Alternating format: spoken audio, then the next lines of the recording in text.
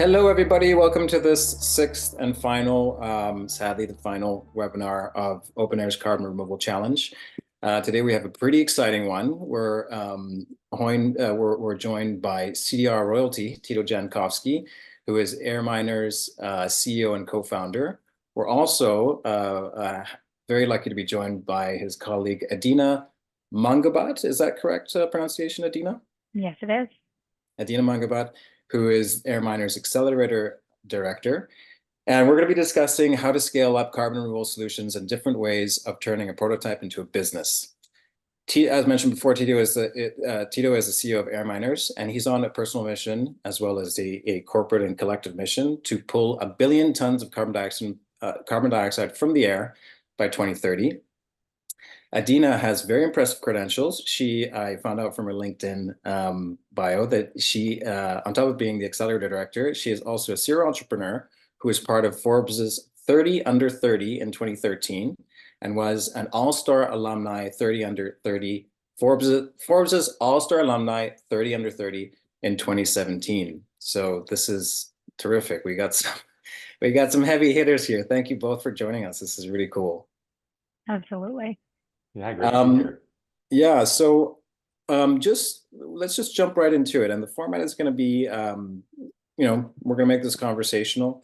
I'll ask you a few questions, and then we'll turn the mic over to our audience.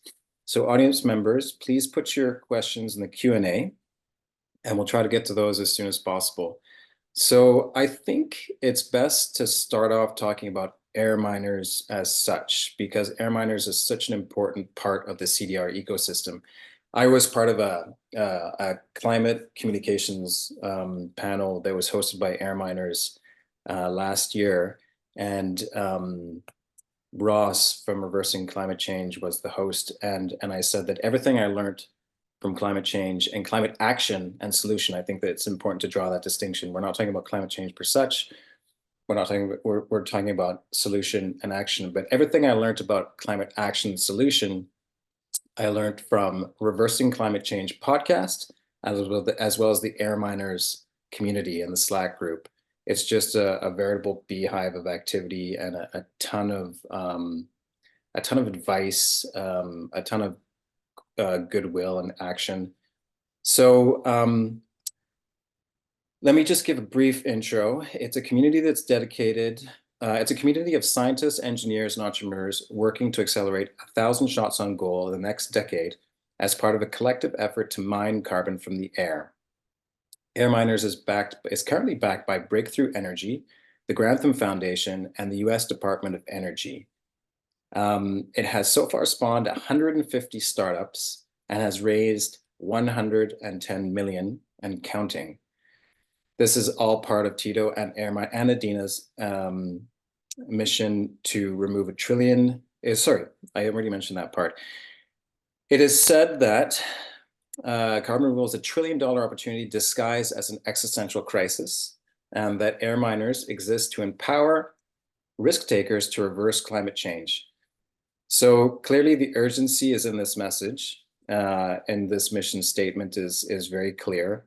Can you tell us a little bit about AirMiners and its accelerator program, just to get the participants and the emerging community of removers a taste of what AirMiners can offer them? Yeah, absolutely. You want to take that one, or you want me to take that one? Go for it, Adina, Accelerator Director. Okay, cool. I am the Accelerator Director, so I can tell you a lot about it. Okay, 6-week program, 3 sessions a week, and it is designed for companies that are doing all forms of carbon removal. So it doesn't matter if you're doing, reforestation, or you're doing ocean direct ocean capture, direct air capture, or biochar. We take all methods, and they typically are companies that are TRL 3 to 6 is what I would say. So you have some kind of prototype, even if it's just lab-based level, and you're interested in the following things. You're interested in figuring out how the heck do you sell a carbon credit and who do you sell it to? You're interested in understanding how to do negotiations, because very rarely have people been formally trained in negotiations, and it's a huge part of what entrepreneurs have to do out there. And then you're also usually interested in raising capital from either angels or venture capitalists or the like. And so our program is designed to train you to do those three things. Learn how to sell your carbon credits and to whom, learn how to negotiate well, and learn how to pitch investors and raise money.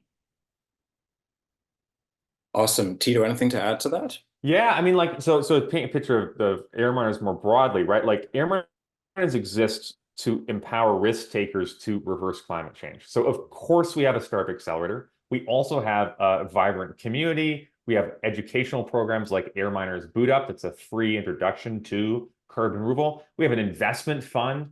We have buyers demo day and investors demo day for investors and buyers to connect with startups that are removing carbon, right? And it's all in service of reversing climate change and removing a billion tons of carbon dioxide by 2030. Yeah, we have an investor academy too, because there's a lot of people that want to learn how to invest in this stuff, and how the heck do you do that? So yeah, the whole ecosystem, we play up and down the chain. This is awesome. Yeah, it is truly all up and down the chain. It's fully immersive. There's everything you need to know about carbon removal you can find out at AirMiners. There was definitely my step-in point a long time ago. And it continues to be a vibrant source of information for everybody. So given that the participants of OpenAir's Carbon Removal Student Challenge are a step upstream, so they're still in academia, they're still engineers, engineering students, and they've coupled together these awesome solutions. We've picked 5 finalist teams, which we're flying to New York City to present, to showcase on the opening night of Carbon Unbound in New York on the 21st of May. So they're a step upstream from being legit entrepreneurs, so to speak, and they could be considering that route. You know, it could be that they're currently deciding, do I work for SpaceX, do I work for Google, or do I go and become an entrepreneur and risk it all? Can you speak a little bit about some of the prospects that might be awaiting them after graduation? What is the startup path like? Is it glory or is it pain? Give us a picture here. Tito, I'm sure you have your experience. I'm happy to share my experience too. Yeah, go for it. I mean, I know exactly what it's like because I started my first company when I was 22, straight out of undergrad. So, you know, like that's how you end up on like the under 30 lists and stuff like that. Now, totally different arena, right? But I originally got my degree in psychology.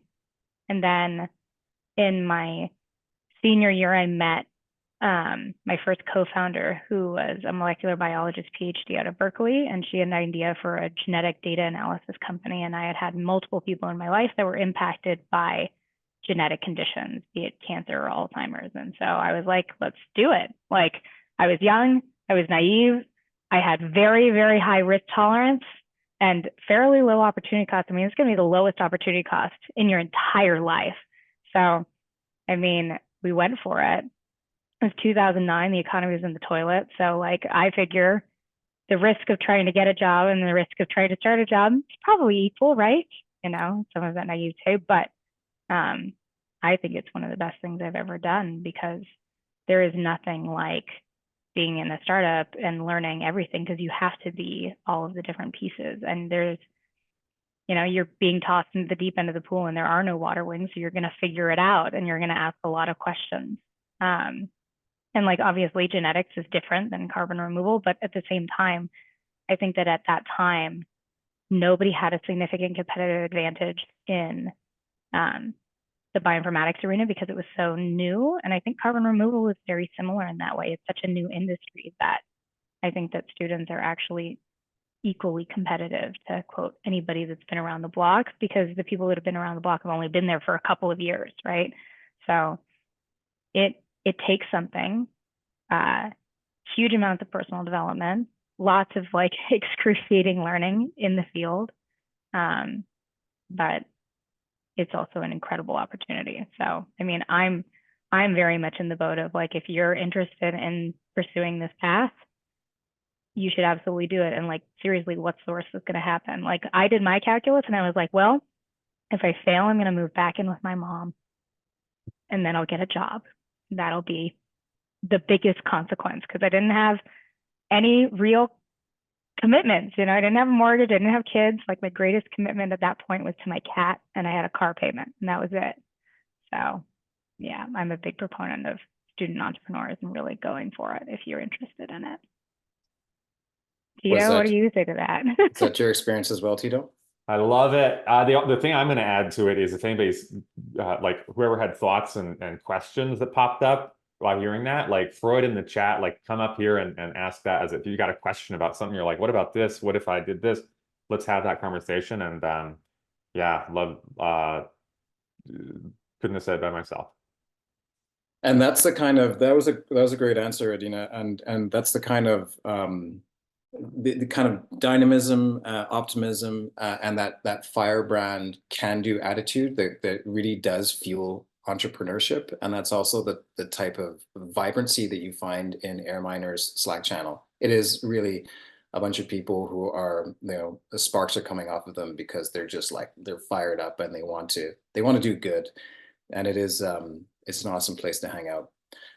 So next question is, one of our webinar participants was Peter Reinhardt, founder of Charm Industrial, and he's also him and his partner Erica are the very generous sponsors of this year's Carbon Removal Challenge. So I just always want to mention that and thank them repeatedly for that participation and that collaboration.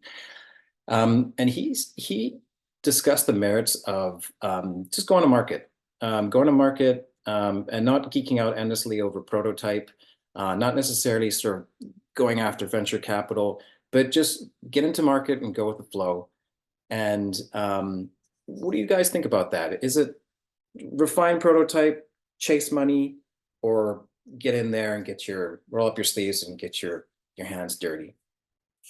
I mean, first approximate answer would be like, it's a lot of things at once, like Adina referenced, right? Like you're going to deep in the pool and you've got to paddle your arms, you got to kick your feet, you got to, keep looking up. Like you got to do all those things at once. And what Peter's saying in terms of pointing towards the market is like, the way I see it is like, the market is where there's a sense of like something to discover or truth to discover. And the amazing thing about carbon removal is that we know we're like on chapter 1 of the book of reversing climate change, right? Like that's where we are today. And what comes next are, well, what's going to work? And so it's so important to get out into the market and share what you're doing, launch what you're doing.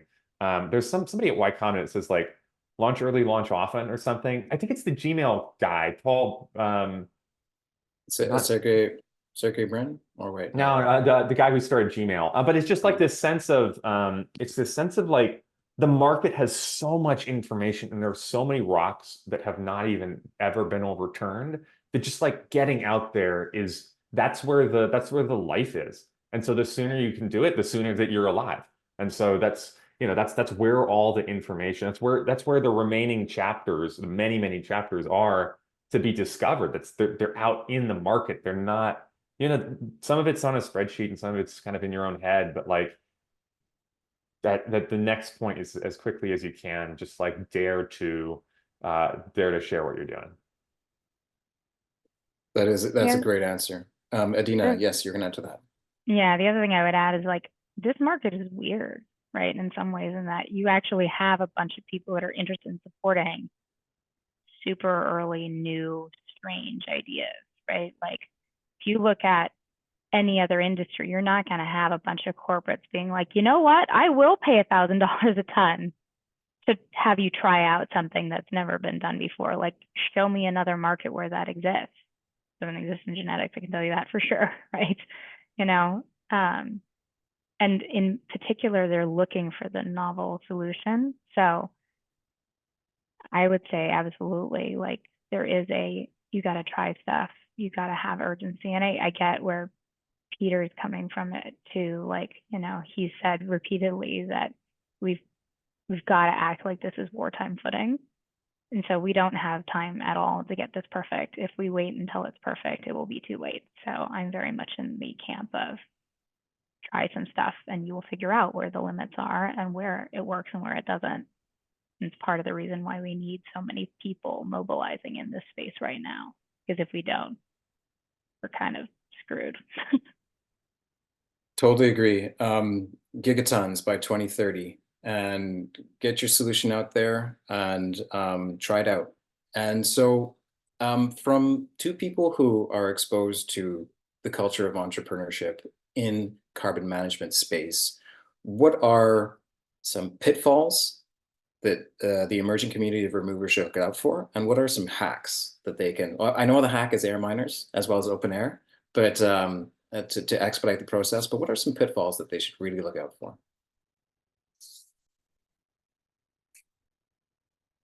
Pitfalls, definitely hacked AirMiners. Like if you're thinking about starting a carbon removal company, get in AirMiners, check out the application for the accelerator. We run it every quarter, as Adina was pointing to, with the urgency and the pace it's needed. We just, whenever new ideas pop up, get in the game. In terms of common pitfalls, I mean, if I point it, like, I go to pitfalls of like, well, what are things that we help with that are super effective because they're pitfalls and we can just like solve it. Adina, I see you're unmuted. How about you hop in with some? Yeah, common pitfalls. I mean, one of them is, I mean, and this frankly, like cuts across all entrepreneurial like journeys, is this whole I'm in stealth mode and I can't tell you anything about my company until everything is fully protected thing. Like, don't do that. Like, the only way that you're going to know if your idea has legs is if you have conversations with a lot of people, and you can't protect. No amount of like IP protection is going to actually impact that, because ultimately your ability to defend your patents is highly related to the amount of money that you have. So people that get really hung up on that, I think, is one common place where I see founders move extremely slowly because they're just so worried about holding on to their precious technology. But tech is just one small component of this whole thing, and execution is huge. The second thing that I would say is, and we have to point to this in our cohorts as well, is that, this is kind of a weird market in that you're not exactly in direct competition with everybody. Like, it kind of might feel like you are, because ultimately everybody is producing a carbon removal credit. But this is, again, a weird industry in that it is one of the only industries that I can think of where, I mean, not the only, but it's one of the rare industries where demand massively outstrips supply, and is going to for the foreseeable future. If you look at everybody's net zero goals by 2030 versus what we're predicting we're going to be able to produce in terms of tonnage, it is a huge gap. And so what I tell our teams is like, look, you're all in the same boat here. You're all looking to produce carbon removal credits, and you should all be looking out for each other and having each other win, because ultimately, if you can produce a high quality carbon removal credit, you will be able to sell it for an appropriate price given your particular method. You're not going to be in a situation where you can't sell your credits because somebody else got a deal with so-and-so. That's just not what's going to happen. So that's one big thing that I point to specifically for this industry. Yeah, that's a beautiful thing to remind ourselves of. And thanks for typing that in, Matt. Rising tides raises all boats, and also there's a massive demand, so get in there with supply. I'm gonna go to questions because we have a few lined up here, and I want to get to those as quickly as I can. Roger has two questions. One is logging in. I think he's referring to the AirMiners Slack group, but I'm going to go to the second question. Do any of the teams ocean aquaponics for removing CO2 and or increased cloud reflectivity? Roger, if you're here and you want to go to camera and specify what you mean by question one, just feel free to unmute yourself, or you don't even have to show your face. You can unmute yourself and let us know. But so Adina and Tito, do any of the teams ocean aquaponics for removing CO2 and or increasing cloud reflectivity? Yeah, we've definitely seen teams doing ocean aquaponics in the sense of like growing seaweed in the ocean, sinking seaweed in the ocean. We've seen teams like that. Curious to hear what you're thinking of, Roger. Like maybe it's another way of doing that, or maybe it's something else that you're thinking about. In terms of increasing, Yes. that's what you're thinking about? Yeah. What do you got? Yeah, I'm here. It took a while once I got promoted, I could do things. There's been a number of studies about using aquaculture large scale in the open ocean where it's cold at the bottom. So if you lose a few kelp fronds or whatever other kind of sea vegetable you have, it goes down there, it stays for thousands of years.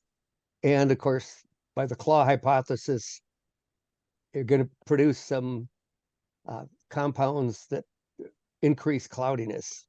So that's not removing carbon dioxide, but it would contribute to cooling. So is anybody doing any of that? And who? So ocean aquaponics, there's a company, Running Tide, that comes to mind. Seaweed Generation is another one. Both of those are companies working on Running Tide grows and sinks things in the seaweed, in the ocean. The Seaweed Generation is, they have a Pac-Man like robot that's like gobbling up it's, I guess, invasive species or toxic species of seaweed and then sinking it. Samudra is another company that does that. They're based out of Scotland. They grow seaweed and then sink it.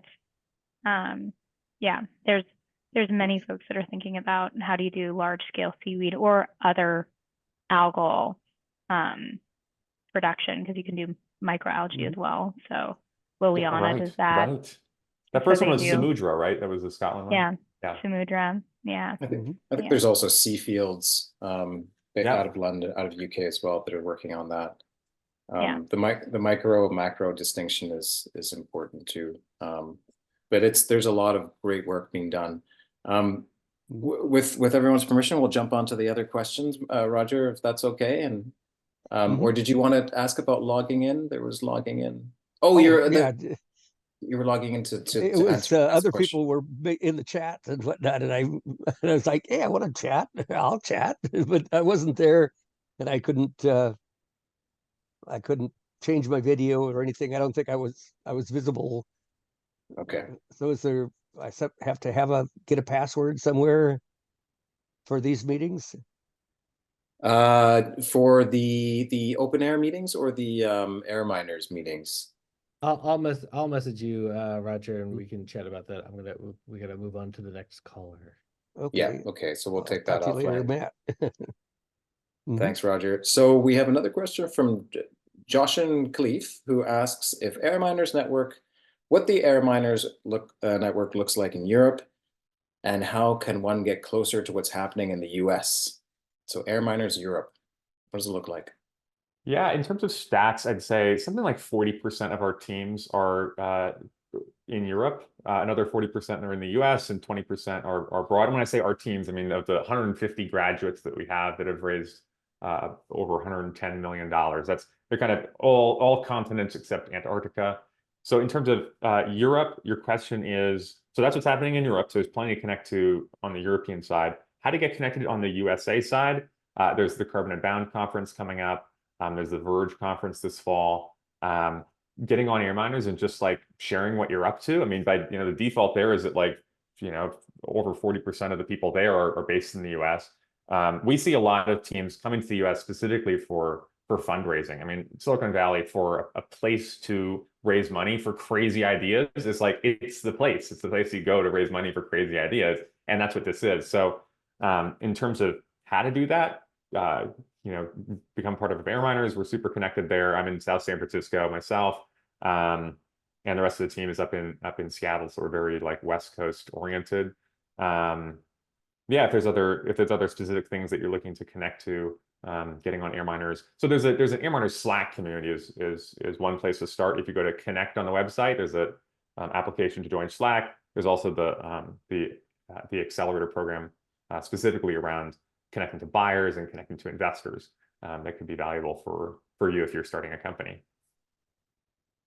Awesome. Okay, thank you so much for that, Tito. I also, an anonymous attendee asked how they could go about asking for offset money directly from large companies. So calling up Ford and GM or whatever big company and saying, hey, give us some money to do this. Is that a path to funding? Yeah, absolutely.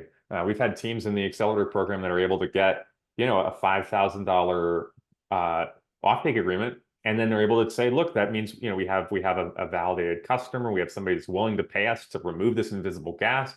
And that company in particular went on to raise $1.2 million for a carbon removal solution. So getting out there and talking to large corporates about how they're thinking about their climate goals. What are their challenges with their climate goals? Like we do a lot of this in the accelerator, but having that conversation to really understand where are they at in terms of, do they have any climate goals? If they don't, you're probably not going to be able to sell them much carbon removal. But if they do, if it's something they really want to be involved with a catalytic company like yours, those that's the conversation to have. Excellent. Definitely. Okay, Adina, did you want to add to that? Yeah, the only other thing I want to point to is we have a buyer demo day specifically for that, right? So remember, I don't know if this is clear to everybody, but the accelerator is free. We don't give any money, we don't take any equity, right? So as long as you're qualified, you'll get a spot in it. And at the end of every quarter, we offer an investor demo day, of course, but also a buyer demo day. And the buyers include a bunch of corporates that are looking to purchase carbon removal credits. So in terms of calling them up, yes, you can certainly do that, or you can come and pitch your credits at the event or your future coming credits within the next 18 to 24. Okay, great. So get into conversation with people and find out what their carbon goals are and present yourself as either a buyer or a seller. Andre Dumo is in Panama, where he's developing an algae industry in mangrove areas and in deeper ocean. How could Andre apply for carbon credits if applicable? So algal solutions in Panama. How could that company apply for credits? I can speak to that. Adina, I think you have another commitment you have to hop for. I do. It was lovely being with you all. Thank you so much, Adina. Thanks for joining us, Adina. In terms of the question is how to sell the credits. I think I missed the question. Okay. So the question is, let me just, how could they go about applying for carbon credits if applicable? So applying basically, for carbon credits. Yeah. So so selling the credits. Yep. So I'll answer your question in the sense of the process to sell carbon credits. When we look at startup companies, a lot of it looks like, the company has a process that they've designed and they've built, and they go out and often get these kind of pre-commitments to purchase the carbon once it's available. And as part of that, in terms of before you can make the delivery, you need to actually get the credit certified and really proven that you've not only that you're saying you've removed it, but that a third party says, okay, yeah, you removed this. Here's how much was removed. It followed this process. So it depends on where you are in that process, but that's overall what it looks like to actually deliver a ton of carbon removed. So for example, when Charm makes their announcement that they've removed this many tons of carbon dioxide last year, what it means is, they ran the whole process, they got the whole process certified, and it actually was carbon removal credits were created and then delivered to the final customer. And so in terms of your ocean-based method, if there's an existing methodology, which is kind of a methodology for how you prove that the carbon was removed, if there's an existing methodology, you can use that, and you can use that to get the process certified and registered. If there's not, then that's something that you're going to need to build out and work with some of the registries and certifying bodies to create that process. I know Turo is working on kind of developing new ocean methodologies. I think isometric probably is too, and gold standard may be as well. But these are examples of some of the kind of certifiers and registers on that whole, you did something, how do you turn it into a carbon credit? And just from an accelerator standpoint, to speak from that, you don't need to do all that right this second before you can go talk to somebody about potentially pre-purchasing the credits or saying that they would buy the credits if they eventually get delivered. You can have all those conversations now before you actually do all the work of actually removing the carbon. Awesome. Okay, thank you, Tito. No, that was a very, very full response. Now, there's a couple more questions, and I just want to be respectful of everyone's time. So there's always the hard question that as carbon managers, we all have to look at, which is, some people, there's some naysayers always in the industry saying, oh, carbon removal is a scam. What do we say? What is our response to the claim that carbon removal is not all that it's cracked up to be? Is there? I'm not even sure that there is one response to that. But what? Yeah, this is anonymous attendee is asking. Yeah, great question, right? I mean, like you look at like, hey, here's these people in garages with these weird sensors, and here's people talking about like invisible gas and it's really expensive to remove it and you're going to pay me to remove it, right? Like what is this, right? And people can say, hey, that looks like a scam. Like why would we do that? And carbon removal isn't something we just decided to do because we're like, hey, like what's the weirdest thing you can think of? Let's go do that, It's like it's in 2018, the IPCC put out their 1.5 degree report, and it really every model in that report pointed to we need large scale carbon removal. So like decarbonization is not enough to get to a stable climate. We need to zero out our emissions and we need to remove carbon from the sky. And there was a follow-up report in 2023 and really just emphasized, every ton of carbon that we're emitting now will need to be removed. And so all this carbon removal, greenhouse gas removal, all the work that we're doing is really a response to those reports put out by the world's top climate scientists, dozens of core authors on those IPCC reports, and hundreds of peer reviewers. There is climate science consensus that carbon removal is needed.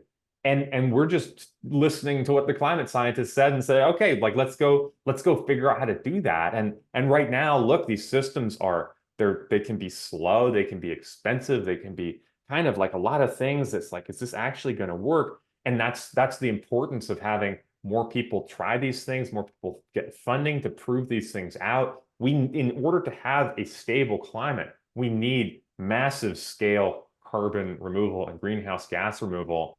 And in the face of things looking and working and being expensive today, what we need things that are cheap. We need things that are scalable. We need things that are verifiable so that we can have this stable climate.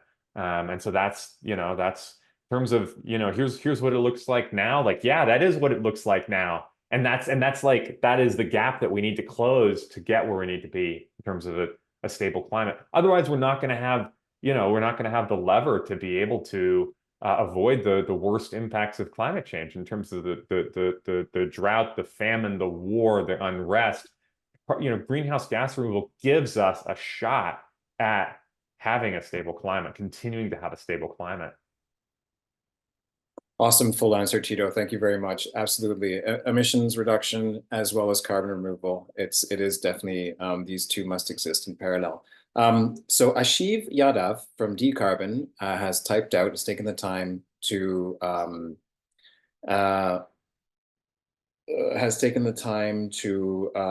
type out his question, and this will be our last question.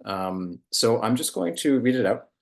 I have a question on the market size. I see many people talking about talking that CDR space is $1 trillion industry by 2050, but I think it's a little deceiving as it relies on the fact that everything keeps working as it is, and CDR companies are only removing carbon. But with the next decades, more businesses will move to sustainable operations with better supply chains. Aircrafts will move to zero emission aircrafts. Vehicles will move to electric, and data centers will be powered by renewable energy. This will happen in a few decades. And even the CDR technology will get cheaper over time. So considering these points, I see the CDR market shrinking over time when businesses shift at least by 2050. What are your opinions? And then he adds, just to clarify, I love CDR companies, and I hope they all can coexist with great opportunities for both. All right, I appreciate. So let me make sure I got the question. The question is, hey, look, we really do need this carbon removal stuff right now, but when we decarbonize the world, what's the need for carbon removal? You say it's 2100 or 2200, right? Like, what happens to this carbon removal stuff in a world where, you know, we're not emitting very much carbon? I think that's a great question. When I look at the amount of carbon dioxide that we have added to the atmosphere, what I see is maybe not a need forever, but in the sense that, you know, in the last 9 days, we added another 1 billion tons of carbon dioxide to the atmosphere. The need for removing carbon is going to continue for at least through the end of our lifetimes. I'm looking for, like, is there like an IPCC report or something that I could point to there in terms of the timeline? But yeah, I mean, and I'm curious to hear more about that question. It's in sense of like, well, is this you know, is this industry going to be around? And it's like, yeah, this is going to, we've added nearly 1 trillion tons of excess carbon dioxide from the atmosphere, and last year we removed 100,000 tons. And so we certainly have our work cut out for us in terms of removing carbon that's already there. And I mean, even in a world where we you know, decarbonize a lot of industrial processes, I think there's still always going to be a certain level of carbon emissions. I mean, there's no way to have a rocket use anything besides hydrocarbon fuels. And if you're looking at space travel, if you're looking at air travel, the timelines for shifting to electric aviation, I think, are pretty long. And so the need for carbon removal is really going to be there. Perfect. That's thanks once again, Tito, for that very, very full answer. And Andre Dumo has posted in the chat an interesting article that gives a little bit more data and background on that. We have one more question, and it's a little bit technical, but I'm going to put that out there, Tito, and see where we go. It's Ignacio Bergallo would like to know two things: the price and accessibility of sorbents. And the second thing is, more importantly, what efficiency factor would a machine need to have to be commercially attractive? How is the market today in terms of efficiency? Yep. So your question is, like, in terms of efficiency, what was the first part of it? It was the efficiency of the chemical sorbents themselves. Yeah, so the price and accessibility of sorbents, and then what efficiency factor would a machine need to have to be commercially attractive? Yeah, that's a great question. I'm like, kind of like, okay, I don't have the answer for that. Overall, like, a techno-economic like analysis of your process is what matters, right? Because, like, if you come up with some like super duper cheap chemistry, but it's, for example, let's say it's like super toxic and therefore requires like lots of environmental radiation after you use it and these sorts of things, or maybe it's like super cheap but also requires a ton of labor. Those are all the pieces that need to come together to actually remove a ton of carbon, find out what it costs and how efficient it is. But look, we've looked at carbon removal processes that are highly efficient in the sense that they don't require much emissions or much energy to run the process. And there's also processes that are super inefficient and they take a lot of carbon, but they do remove some carbon overall. So that efficiency is really key. And the only way to do it that I found is to really go through the techno-economic analysis of it, or the kind of how you're looking at the whole system at once. And that's just something with 150 teams. We've seen lots of people coming in with, you know, this one piece that they might say is, this is really good. And it's about, well, how does it plug in to be an entire system? Because the whole goal is to remove carbon from the sky. And so we really need the whole thing to work. This is fantastic. Okay, so we've come to the end of our questions. I want to be respectful of everyone's time. We've gone a little bit over our allotted half hour time period. And thank you, Tito, for being generous with your time. And a couple of things I want to mention is that you can find Tito on AirMiners Slack. YouTube. He also runs an awesome weekly news video. It's a newsletter now turned video, featuring all the latest carbon removal updates. Also, if you're in the New York City area, be sure to come to the Open Air Carbon Removal Challenge Showcase happening on the opening night of Carbon Unbound in New York City on May 21st. Also, a little plug for Open Air, join our Discord channel to discuss all things citizen science and take part in missions across the globe promoting carbon removal solutions and advocacy. And also be sure to join AirMiners Slack group to join a global community of scientists, engineers, and entrepreneurs mining carbon from the air, and just to get fired up and super inspired by the awesome, crazy entrepreneur can-do attitude. It's a really cool place to hang out. Even if you're not AirMiner now, just getting AirMiners worldview and view on life is a pretty cool thing in and of itself. Matt, anything to add from the CRC end of things?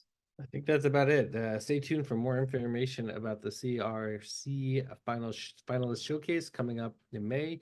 You can attend live at Carbon Unbound's opening night. Tito, are you going to be there? You're going to be there for Carbon Unbound? I think you're there, right? That's right. I'm going to be there for Carbon Unbound. All right, so we'll see you there, and maybe some of you will see Tito there as well.